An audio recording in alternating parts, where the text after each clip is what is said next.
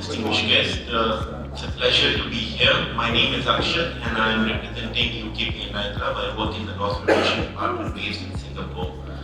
Before I start, I would like to thank Mr. Minukas and SAFETY4SEA for giving me an opportunity to present here on this vital topic. And the topic that we are going to discuss is actually promoting welfare at sea. Now, as marine insurers providing cover for the crew liabilities, it is meaningful for us, P&I clubs like us, to invest and look into ways of promoting crew well-being. And this is the topic that's very close to my heart, particularly.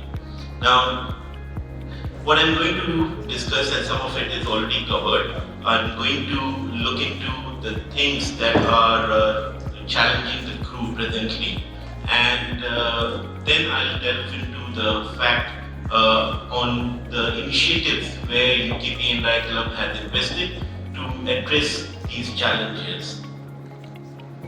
Now, looking into the study that was done by ITF and Yale University sometime back in 2019, 25% of seafarers, there was a suggestion of anxiety, stress or depression, and 20% of those has a suicidal ideation. Now, those people who have that sort of a thought process going through their mind, there is an increased likelihood of injury or workplace self-inflicted harm or workplace injury. And these ideations or the thought process become more prominent, especially in cases when they are extensions of voyages or extension of contracts.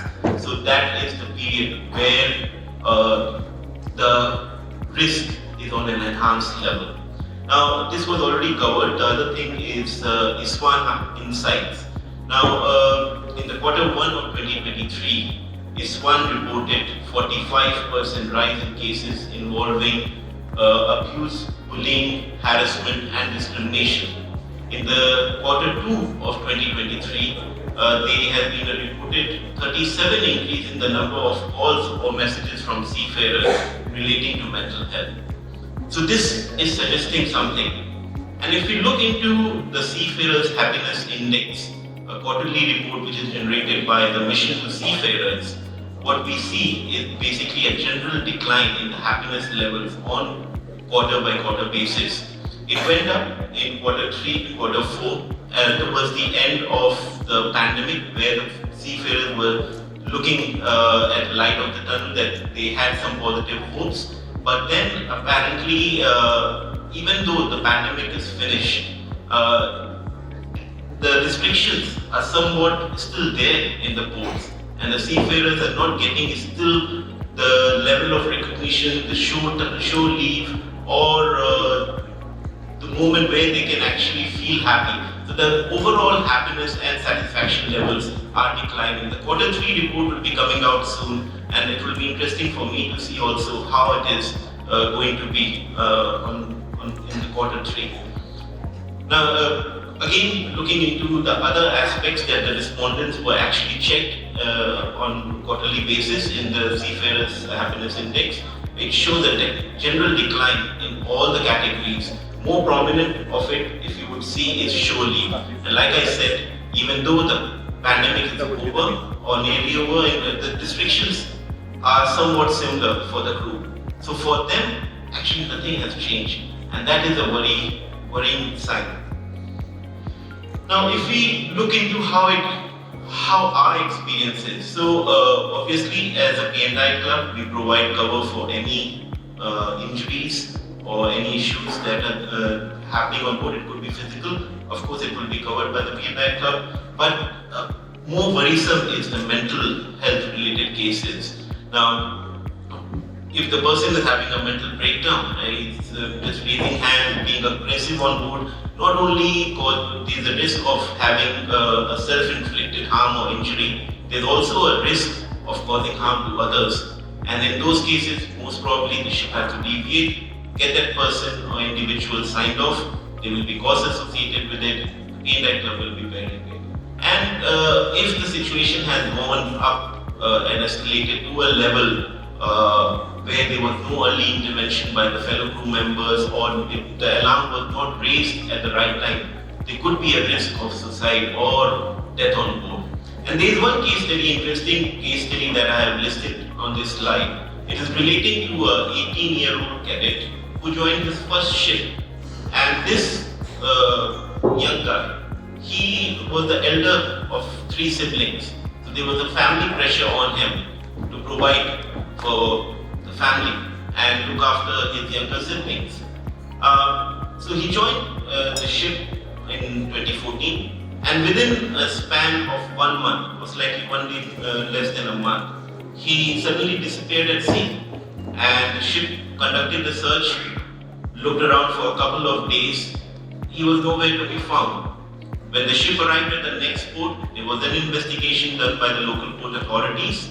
And they went through his personal journal and they found out that there could be a possibility of suicide in that case. Very sad case, a young cadet who lost his life. In such a case, probably an early intervention by fellow colleagues, other seafarers on board would have prevented such a case. But why it is interesting is this happened way back in 2014, and perhaps that time the awareness was not there about the mental health. The mental health was still considered to be somewhat of a taboo subject.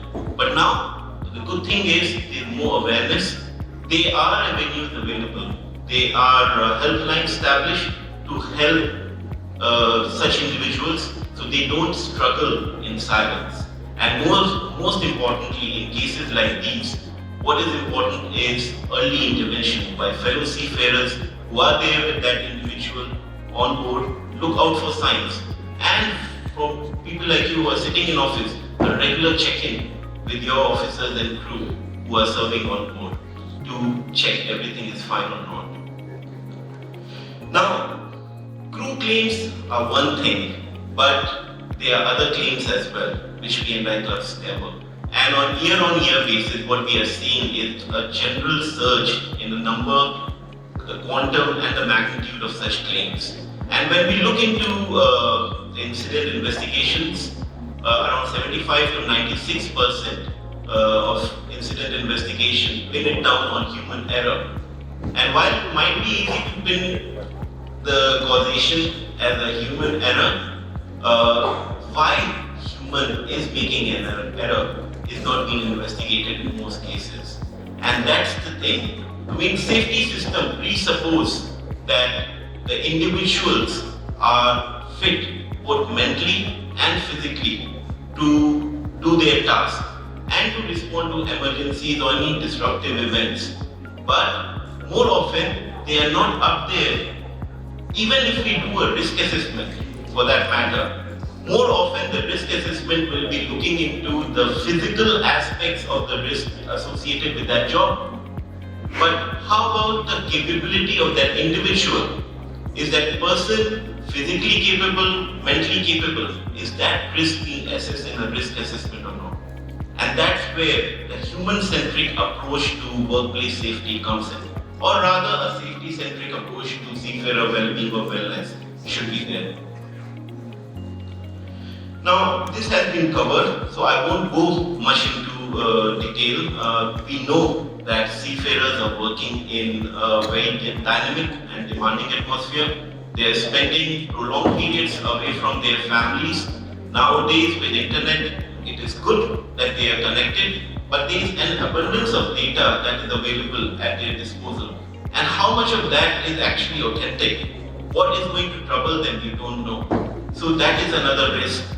The manning levels have gone down as compared to previously. So social cohesion on board has subsequently gone down as well. Besides, covered about the internet, and then there is a risk that the person having that connectivity might just isolate himself or herself. So these sort of things are there. And right now with the geopolitical tensions, the piracy and all that, the certainty level is not there. The CFIT survey shows about, mentions one thing critical about the salary. Now the inflation levels are going up, but how about the salaries? They are not matching that level. So there is that element of stress on seafarers as well. So these are the topics that needs to be covered, and the industry needs to be ready for actually facing some tough questions. Now, like I said, as a P&I club at Marine Insurance, it is imperative that we get involved. So there are several initiatives that we are part of. One of it is enhanced pre-employment medical examination, similar to many other P&I clubs. We look into the physical aspects to make sure that the seafarer is absolutely fit before going on board. We also publish an abundance of data is there on our website. I'll come to that. We collaborate with maritime charities and crew health partners, and the overall aim is to have healthier, physically fit, mentally fit crew, so that the exposure to risk for the shipping companies are less and the ships are run in a safe and efficient manner. Looking into some of the things that I mentioned, and I won't mention much, this is the club's cleaning program. It's spread across near about everywhere. It's a vast network of clinics that are there, including Philippines and several places in Philippines. I think apart from Manila, Bacolod, Iloilo, Cebu, Davao, these are covered as well.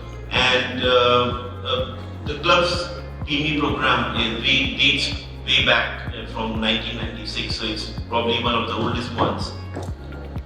We publish a lot of crew health advice, both physical as well as mental, and we collaborate with a lot of industry organizations. It was mentioned before, collaboration is key, and this is something that we look forward to doing so, going ahead even into different initiatives, whether it be increasing diversity inclusion in the maritime sector, whether it be working with likes of ISWA, Mission to Seafarers, Sailor Society, Seafarers Charity. There are a lot of these industry organizations with whom we are collaborating to make sure that the well-being element is being taken care of.